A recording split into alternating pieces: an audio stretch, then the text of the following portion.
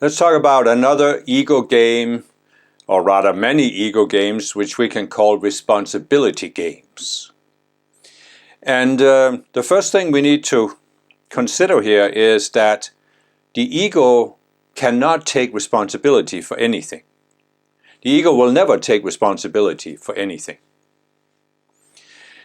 Now, this doesn't mean that the ego doesn't use responsibility and the idea of responsibility, because it will use this against you in two ways. First of all, it'll try to make you responsible, so that if something happens that isn't what you wanted, you should feel guilty, you should feel embarrassed, you should feel you made a mistake and did something stupid. So this, of course, works for many people. You see many people out there who are very much into taking responsibility. And I see both in myself and most of the people I met on the spiritual path that when you are spiritually open, it's often because you are willing to take responsibility for your own actions. And therefore, you very often fall into this trap of the ego where you blame yourself. And I'll actually talk more about that in the next video that talks more about blame games. But this is just one aspect of how the ego uses responsibility. But the one I'll primarily talk about in this video is the other way that the ego uses responsibility. And it is to try and make you responsible for things you are not responsible for. And we'll return to that. But let's just first look at here very quickly, why can't the ego take responsibility? And there's two reasons for it. The first one is, what is the ego? It's not a uniform thing. See, that's actually the beauty of these teachings from the Ascended Masters about the subconscious selves. Because when I first heard about ego, the way that I read about it, both in popular psychology books and in spiritual teachings, was that it's like this one entity, a uniform entity that lives inside your subconscious mind. And it was very hard to get a handle on this because it almost seemed to me in the beginning, maybe I was mistaken, but it seemed to me in the beginning that with the ego it was all or nothing. I mean, either you had the ego or you were ego-free. And you can see even some modern spiritual teachers who are talking about becoming ego-free. And there are some people who said, oh, I had this amazing spiritual awakening and now I'm ego-free. And I just don't, in my experience, it just doesn't work that way. And the reason it doesn't work that way is that the ego is a multifaceted thing. It's actually, in my opinion, more constructive to say that the ego is just like a name we use for this entire conglomerate of subconscious selves that we have. So we can say that when the conscious you goes into duality and uses the duality consciousness, it is creating a dualistic ego. And what is a dualistic ego? Well, in the duality consciousness, there are always two opposite polarities. So you're not actually creating one ego, you're creating two separate spirits or selves. One dualistic extreme creates one self, the other dualistic extreme creates another self. And there can of course be others in between, but what I'm saying is there are always at least two. So which one of those two is responsible for your actions and the consequences? The other thing is that as we, you can create these first two selves, but then as you are reacting to life through those selves, you will create more, because this will create conflict and problems, and in order to react to that, you're creating more selves. So pretty soon you have like a hierarchy of selves, where you have some that are more on the overall level, and you have different levels of selves that become more and more specific, that react to more and more specific situations. So let's say you are exposed to a certain situation, you react to it. Who's responsible for those reactions? You can say there was one particular self that made you react that way, but that self was really in that whole hierarchy where there were other selves leading up to the original division. So where's responsibility to be placed? It's like you have a mob of people who are acting like one mind, you know. And so how do you single out an individual and say that person was responsible for the mob's actions? So that's one reason why the ego won't take responsibility. The ego will never step back and say, oh, I was responsible. I did this. It was my responsibility. It can't do it. But it's not just because of the division. There's another reason why the ego can't take responsibility. And this is actually, you know, one of the dangers of even naming something and talking about it. Because I remember, again, when I started first learning about ego and reading about ego, it seemed to me, at least in the beginning, that the ego, it was almost like there's this person living in your subconscious mind, and it's able to think and it's able to make decisions.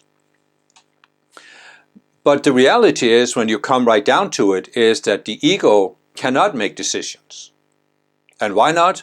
Well, for one reason, it doesn't have self-awareness. This is very, very important to grasp, and it's a subtle point that I can see when I read about psychology and even spiritual teachings, that many people haven't grasped this. The ego is not self-aware, but it does have a certain level of consciousness. So it's like I have talked about in some of my other videos, where humankind has collectively created these entities or matrices that have a certain rudimentary state of consciousness and survival instinct, but they don't have self-awareness, because the only thing that has self-awareness in your outer mind is the conscious you. And then, of course, your I Am Presence and the entire hierarchy of ascended beings leading up to the Creator. The Creator is the ultimately self-aware being. And we have self-awareness because we are extensions of the Creator's being. But the ego is not an extension of the Creator's being. It's something we create separate from that connection, because we go into, as I said, separation and duality. So the ego cannot step back and look at itself. I've talked about in many videos how we have the outer personality, the identity, mental, emotional, and the physical. And this is like a filter we are seeing through. But the conscious you is not the contents of our four levels of the mind. The conscious you has created these selves, but it hasn't become the selves. That means the conscious you has the ability to step outside the selves and experience itself, its selves, from the outside. And that's self-awareness. The conscious you can also step outside of a self, see what the self is doing, and come to say, I don't want to react to the world this way anymore. And because I'm more than this self, I can let it go. I can decide not to react this way. This is what we can do because we have self-awareness. And the ego, the subconscious self, they don't have it. They can't make that. They don't have that choice. But the ego still has some awareness. And that means what? The ego cannot make choices, but it can make selections. So, you're exposed to a situation here on earth. The conscious you makes a choice how you are going to react to that situation. This creates a subconscious self. The conscious you can, in many cases when it's unpleasant situations, it can decide that it either doesn't want to experience this again, or it doesn't want to make those decisions it doesn't want to make the decision about how to react to these situations. So that's what creates the self. And now the next time you're in a situation like that, the conscious you sort of steps back, doesn't want to make a decision, and that activates the self. And we have over time created many of these subconscious selves. And when you're in a certain situation, the ego, the higher selves, they are making a selection. Which self should you react through in that situation? So that's why I'm saying the ego doesn't make a creative choice.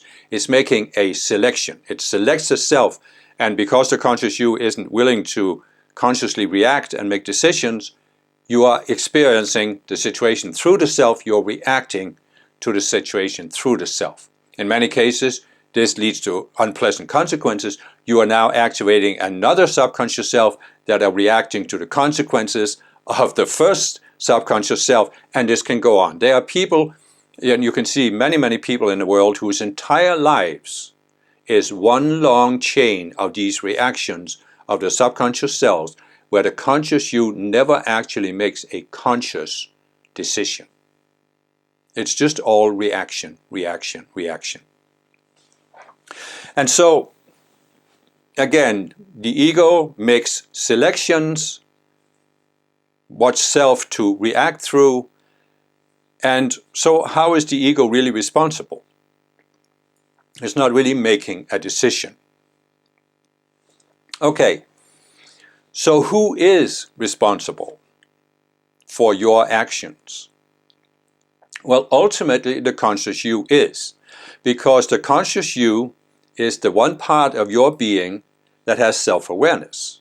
It's the only part of your being that has the ability to step back, look at your reaction, and say, why did I react that way to that situation? Why do I always get angry or afraid in this particular kind of situation?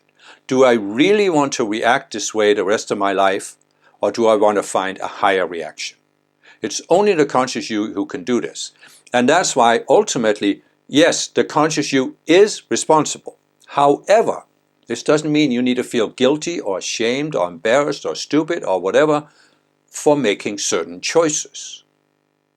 Because ultimately, the goal of the conscious you is to experience what can be experienced on earth, which can, if you made the choice to go into duality, it includes duality.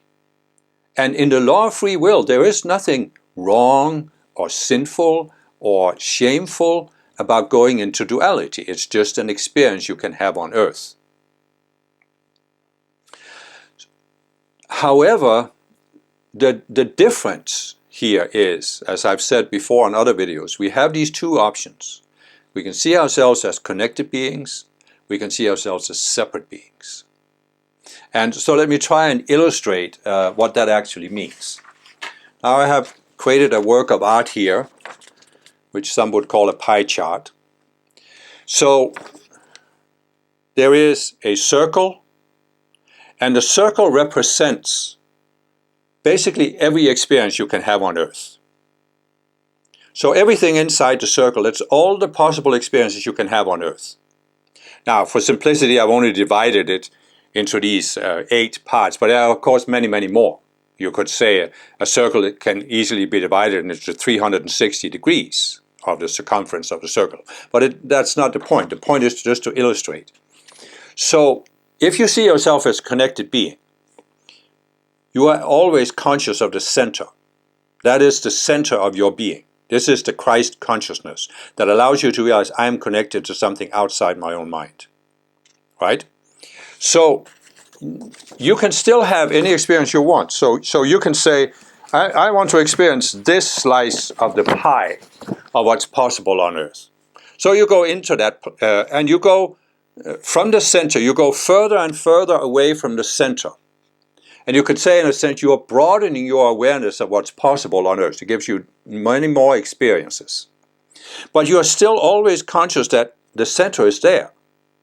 You can go back to the center. So what ideally happens, and this is something that will happen over time when you see yourself as a connected being, is that you will reach the circumference. And you will feel, okay, I've taken this particular kind of experience as far as I can on earth. I don't want to take it any further. So now you return to the center. Now you choose another slice of the pie. And then you go into that. And then again, you experience this, but still being conscious of the center. You go into that experience. It's like I've said before, you have a theater where there are different roles you can play. So in one lifetime, perhaps you want to play Ophelia. In another, you want to play Hamlet. In another, you want to play Hamlet's father. Whatever it is. So, but you're always mindful you can go back to the center.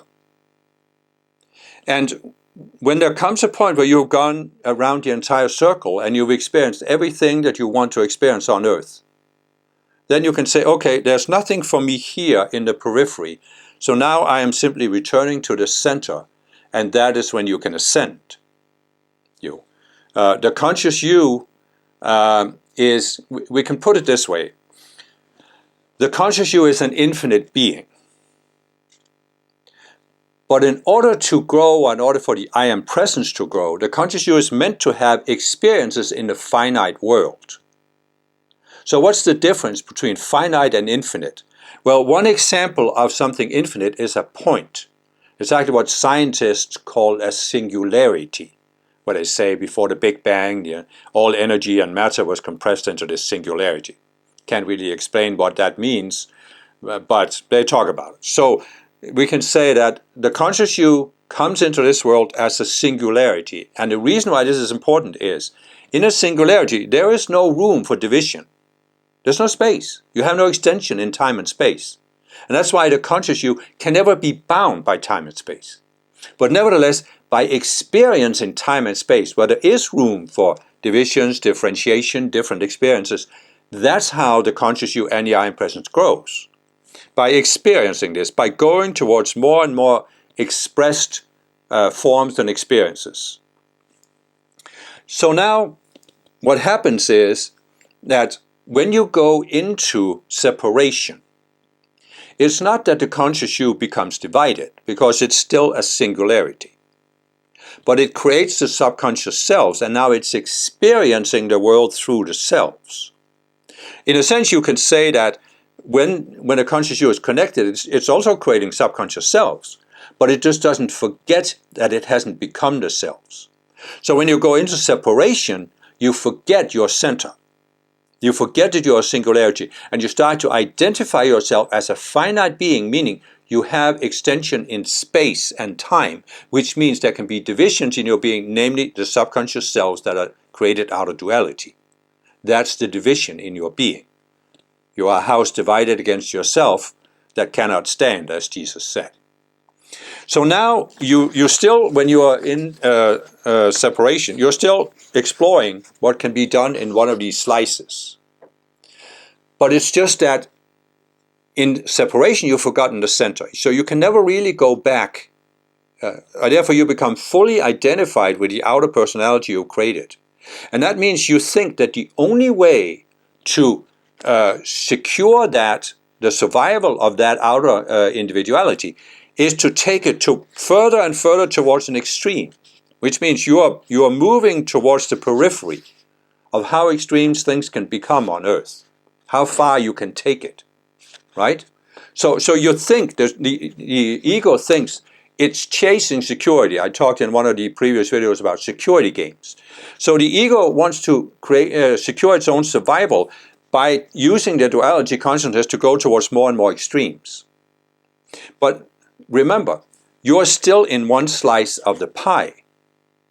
That means you can't see everything. You can only see this slice of the pie. Now, if you see yourself as connected being, you're not fully identified with that slice of the pie you're in. You're just exploring it. And you know there's more to it. And the thing is, when you are living on earth, you are encountering other people who are not in your slice of the pie. They're in another one, a different one. But when you see yourself as connected, you don't see the other people as a threat. You just see that, oh, they're just different. Maybe you even see it as complementary, because all of the different slices of the pie that people are exploring, they complement each other and they form this tapestry of life. But when you go into separation, you only see, well, you don't only see your slice of the pie, but you think your slice of the pie is the ultimate one, is the only right one. You see, of course, the others, and you encounter people. But when you encounter people who are in another slice expressing that, you see it as a threat. And so you feel insecure. Your ego feels insecure inherently. And it thinks that the only way to secure its own survival is to go towards the extreme, towards the periphery. And it feels that once it has taken its slice of the pie to the ultimate extreme, it will feel secure. So over time, over lifetimes, what happens is you now reach the periphery of your slice. And you think, I should be secure. But you don't feel secure because the ego will never feel secure. So what do? Well, you think, well, in order to really feel secure, I have to conquer the other slice of the pie out here. But you're not going back to the center and going into it. You think you have to break down the barrier and conquer, or rather force into submission, those other people who are in that slice, and those who are in that slice, and all the other slices. And that's why you can go into this state of consciousness you see in some dictators that are trying to force all other people into submission, into submitting to their to their vision of how things should be. That's the ultimate outcome of the ego, even the fallen beings that I talk about in my video about how the world was created. So you see the difference. You can't go back to the center. You have to break down these walls, and you think you have to conquer the entire slice that way, which of course is very difficult to do, and most people can't do it, and they get completely frustrated, and eventually they can become tired of it, and the conscious you can then become so tired of all the struggle, what the Buddha called suffering, the first noble truth, life is suffering, because when you are in this state of separation, life can only be suffering, because you're always struggling against other people. And so the conscious you can come to a point where it's had enough of it, and it returns to the center. So basically you can say that in the connected scenario, you explore each slice of what's possible on earth until you've had enough of these experiences, then the conscious you returns to the center, and then you can ascend from the center. But you see, when you try to conquer all the other slices, you are on the periphery. You can't return to the center. The ego will never return to the center. And therefore, you can't ascend. You can't overcome the division. Because again, the conscious you is an infinite being, meaning it has no extension in space. Only when it returns to that state, the singularity, can it ascend. As long as it's out here being divided, it can't ascend. Because you are house divided against yourself.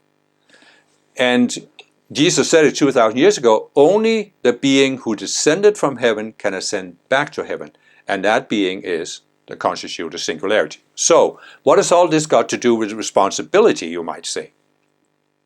Well, you see what I'm saying? When you have gone into separation and duality, you think you have to fight all of the other people who are exploring different slices of the experiences possible on earth. And you think you have to beat them into submission. And what does that mean? It actually means you are now feeling responsible for changing other people's minds. Now, why is that a problem? Well, you take the scenario I described. You are a connected being, right? So you are simply deciding, oh, I'm picking one slice of the pie. I want to explore what experiences are possible on earth. But you don't fully identify with this. And you actually realize at some point that even though you have gone very far out away from the center, you haven't become what you are out here. You are still a connected being, and you can return to the center. And you can basically do what Jesus said. What did he say? He who seeks to save his life, this identity out here on the periphery, shall lose it. But he who is willing to lose his life for my sake shall find it. In other words, he who is willing to lose this outer identity in order to return to the center, you find eternal life. And so, this is the ultimate security, by the way, that the ego is chasing but can never reach. So anyway, the point really is that as long as you're trapped in separation, you can't return to the center, so you think you have to force other people. And that means you are now feeling responsible for other people's choices. But in reality, you are only responsible for your own choices. Because what is the conscious you? as singularity. That means the conscious you has a responsibility only for its singularity, itself as a singularity. So individuality is a singularity, responsibility is a singularity. I am 100% responsible for my state of mind. I am 100% not responsible for your state of mind. You are. And see, this is what you realize when you see yourself as connected. Because you are using all of these experiences on earth to actually expand your sense of connection to your higher self. Whereas when you go into separation, your experiences divide you from your higher self and in a sense moves you further and further away from connection because you build all these cells that form barriers between the conscious you and the I am presence. So you can see, so many examples in the world. I mean, you look at world history and you just see over and over and over again how many times people have felt responsible for other people, for changing other people's state of mind by force if necessary. You think about, take Christianity.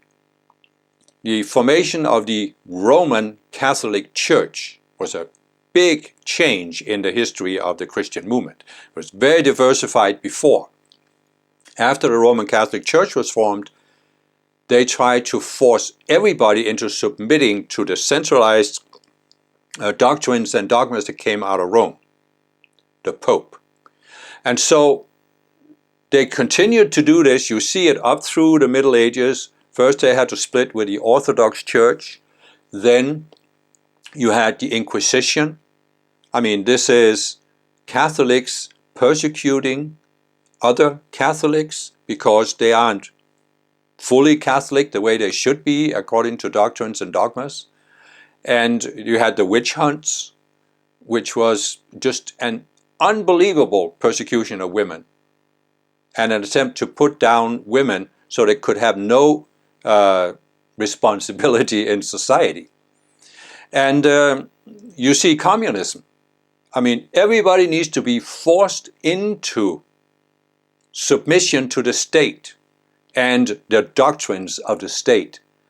You see scientific materialism, not using overt force as communism and the Catholic Church did, but certainly trying to force people into submission with a materialist doctrine.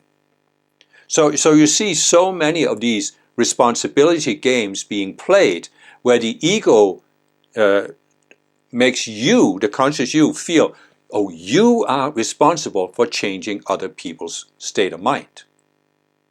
And of course you can see so many of these games outplayed out there.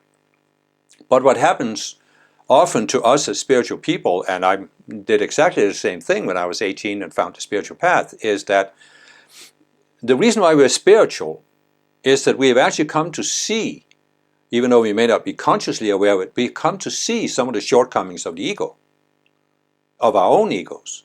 So, and we also see out in the world, we often as spiritual people, we see the whole problem with these responsibility games where people are seeking to force other people into conformity and submission. I saw it very clearly as a child when I learned about this in history, the Catholic Church, the Inquisition, the communists, and all of these things. I could see how it was wrong to force people to change their mind. But as soon as I found the spiritual path and found my first spiritual movement, I was very much pulled in by this idea that if we could just convert everybody else to follow this particular spiritual movement, then we could free the world from all these other responsibility games. And this, of course, it was for me for many years just another ego game. A more subtle version. I didn't want to use force, physical force to do it. I didn't want to brainwash people either, but I wanted to persuade them. I felt that I was responsible for coming up with the ultimate argument to prove the validity of the spiritual path or even a certain spiritual movement. My first movement was meditation, and the meditation movement was right into this because it actually stated that transcendental meditation was the one solution to all problems. If we could just get enough people to meditate, all problems in society would be solved because we would produce these positive energies that would affect the collective consciousness and reduce crime and overcome war and all of these things. In my second spiritual movement, which was an Ascended Master movement, it also was stated that if we gave enough of these decrees invoking spiritual light from the Ascended Masters, especially the Violet Flame, we could also solve many world problems. Not all by just doing the Violet Flame. They had more sophisticated teachings, but still, it was, we felt responsible for changing the world, bringing in the golden age of Saint Germain. And here's where it becomes really, really subtle. Because again, of course, the planet is not in an ideal state. As I've said, Earth is an unnatural planet.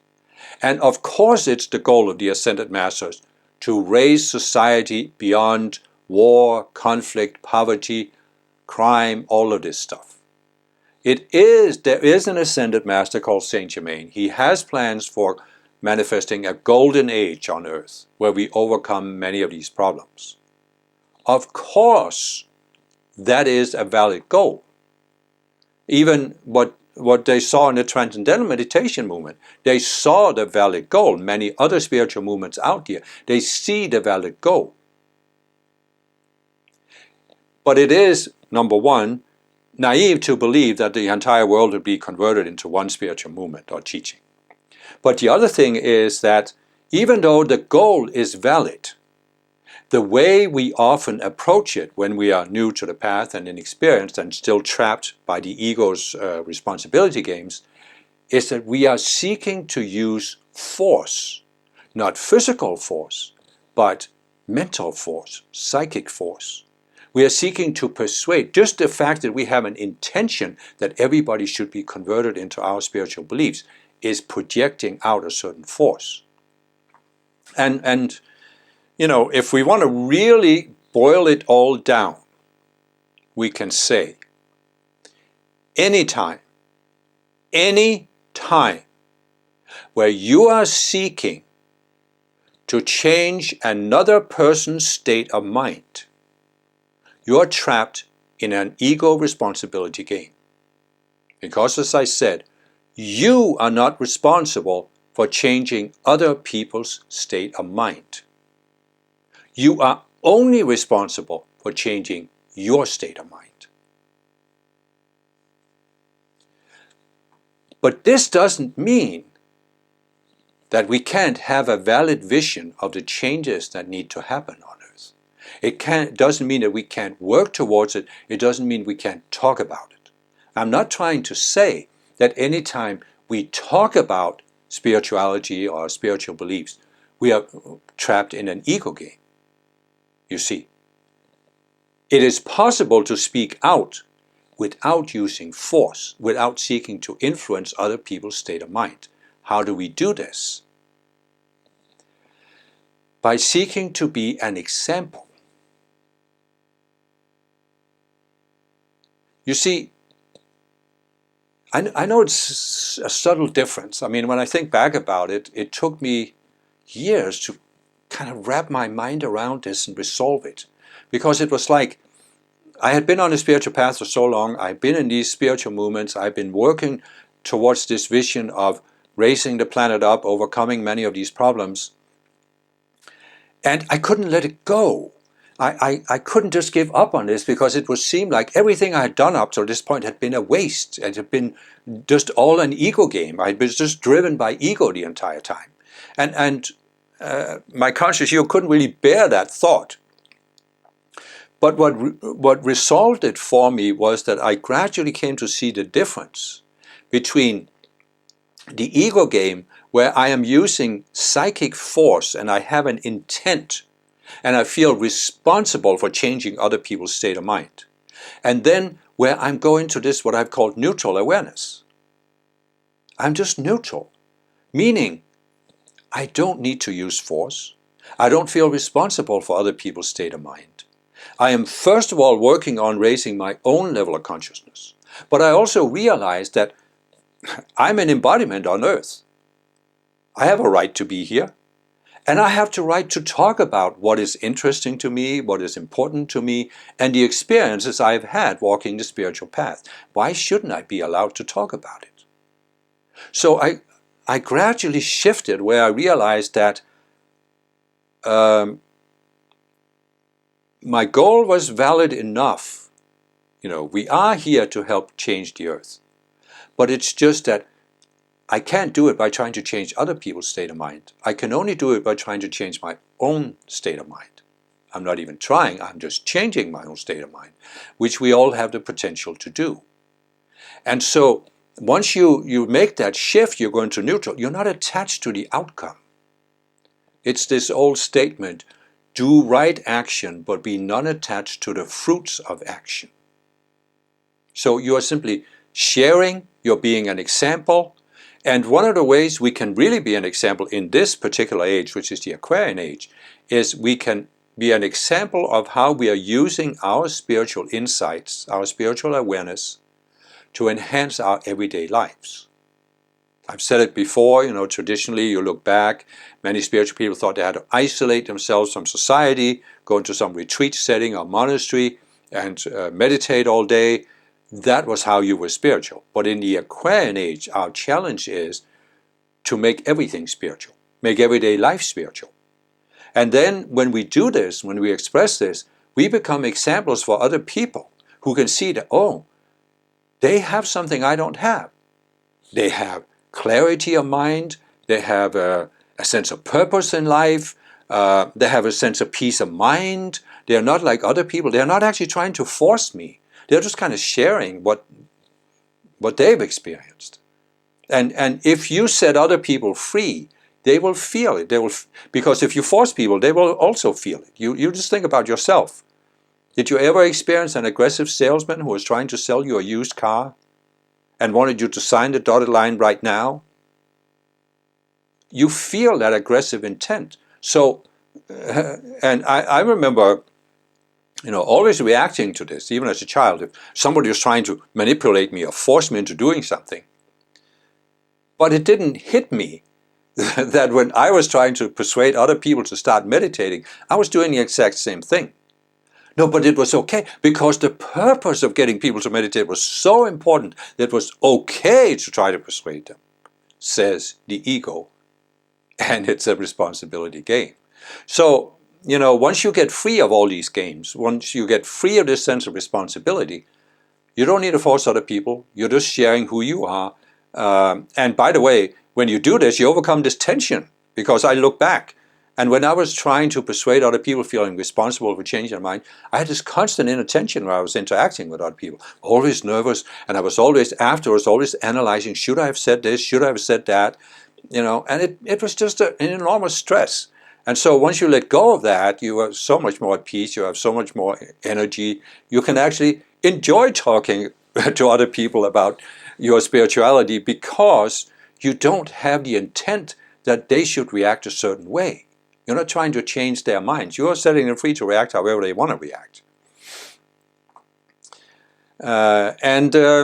It's just a shift we can make, and the path just becomes more enjoyable when we are not taking responsibility for other people, changing other people's state of mind, but only taking 100% responsibility for changing our own state of mind.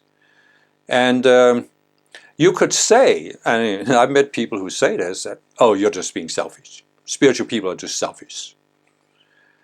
And yeah, perhaps so. But what did Jesus say? He said, if I be lifted up from the earth, will draw all men unto me. Because when you ascend from earth, you're creating such a powerful momentum that you are pulling up on the entire collective consciousness. Of course, anytime you raise your level of consciousness to another level of the 144 levels, you're also pulling up on the whole. So either way, you are drawing all people onto you by lifting the collective consciousness when you raise your own awareness. The Ascension is just like the ultimate level of raising awareness on Earth. And therefore it has a bigger effect, of course. But this is, you could say, it's the ultimately selfish act to ascend, because when you ascend, you are totally focused on yourself. And you are looking back at Earth, and there is nothing here you feel you have to do, want to do, must do, nothing you feel responsible for changing in the outer world. So in a sense, you could say it's the ultimate act of selfishness, because you are leaving everything on Earth behind forever, meaning other people, who will often be very angry at you because of that. But on the other hand, it's also the ultimately selfless act, because you are lifting up the whole in a very powerful way when you ascend. And so I have met people who have accused me of being selfish because I'm walking the spiritual path, focused on raising my own consciousness. But on the other hand, it's also the ultimately selfish process, because by raising your own consciousness, you are raising others. And you could say, if you want to be a little bit provocative, perhaps the people who are accusing spiritual people of being selfish, perhaps they are trapped in an ego responsibility game, where they may not feel responsible for changing other people's, or changing our state of mind, although sometimes they obviously do, but they feel that we should feel responsible for them, or helping them, or not leaving them. I mean, this is probably a side topic that I might do another video on, but the fact of the matter is that on the spiritual path, you go through a process of raising your consciousness. And when you raise your consciousness beyond a certain level, it becomes more difficult to relate to the people who are still at that level of consciousness. And that could go, for example, for family members or friends you have known for a long time. And in many cases, many spiritual people have experienced this. They will accuse you. You don't love me anymore, you don't care anymore, you're just selfish, you're just doing your own thing. And this is really a responsibility game played by the ego, where they are trying to make you feel responsible for them. But as I said, are you? Now, this is where, again, everything with the ego is tricky, because I have also met many spiritual people, and I've had a tendency to do the same thing myself in periods, who will take the teaching, oh, I'm not responsible for other people, therefore I don't need to care about them, I can do whatever I want. So, as I've been trying to explain in these ego discourses, the ego is trapped in a duality consciousness, always two extremes. So whatever you say, the ego can take it and will try to use it against you. You know what I always say in the movies when somebody gets arrested? You have the right to remain silent. Anything you say can and will be used against you in a court of law. Well, anything you say or do can and will be used against you in the court of the ego. There's no way around it. So, of course, the ego can make you think that you are doing this to save the world, but you are in reality just being selfish and not fulfilling certain responsibilities to other people. You see, I'm not trying to say that when you overcome the ego's responsibility games, you don't fulfill your outer responsibilities, like, for example, to children or your work or this or that. I'm not trying to say that when you overcome all responsibility games, you just don't, nobody can make you do anything. I'm not trying to say that. We are still doing these outer things, but we are not doing them from this obsessive compulsive need of the ego. That's the difference. There isn't the obsessive compulsion, there isn't the tension of the ego. So anyway, I'm sort of getting into the subtleties of the ego here, but I'm just trying to show you that whenever you're talking about the ego, it will always try to take things too far. So you are not responsible. What have I said? You are not responsible for changing other people's state of mind. That doesn't mean you don't have physical responsibilities towards children, spouses, colleagues at work, or your job, or your society. Obviously you have these outer responsibilities. That's not really necessarily the responsibility games, but these outer responsibilities can also be used by the ego. And you see, for example, many people who will say, well, I can't pursue my spiritual growth because I have these outer responsibilities. So again, there are people who have delayed their spiritual growth because they couldn't see how to harmonize their spiritual growth with their outer responsibilities. I've also seen many spiritual people, especially when I was younger, who abandoned their outer responsibilities in order to pursue the spiritual growth. And both is an ego responsibility game. So, but it's again this, find the center, the balanced perspective, and you can avoid the ego game.